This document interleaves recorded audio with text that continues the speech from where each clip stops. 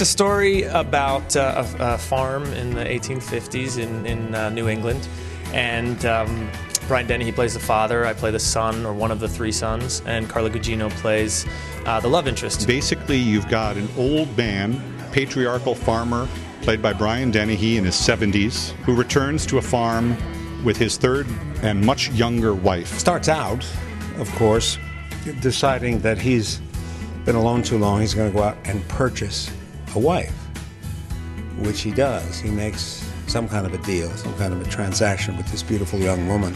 And the strangest thing in the world happens to him, which is that he falls in love with her. I think she plans on, doing this as sort of a business kind of arrangement, and then arrives to this farm, to this house, and sees his young son, Pablo Schreiber's character, Eben, and within seconds there's just this in very intense connection, and you know that somehow they're going to have to be together and that it will go terribly wrong, and being the Greek tragedy that it is, it really does. That is a recipe for disaster. And in the course of this play, what O'Neill, as we talked about once, was trying to set up a Greek tragedy told in an American landscape.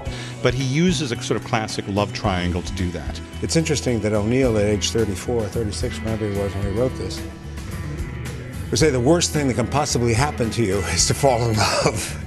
To fall in love that obsessively in that complex a manner. At its heart, it's this very passionate sexual relationship between these three people that completely explodes and everything goes wrong. It's very sexy.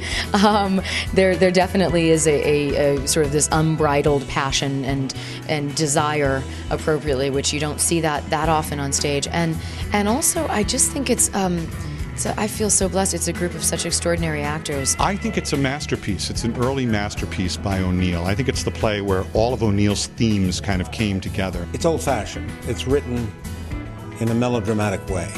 The language is tough.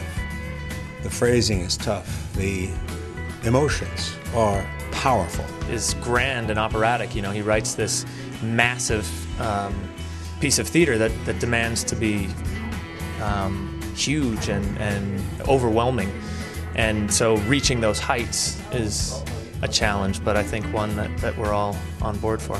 It's stripped to the bone, and every scene is packed with dramatic event.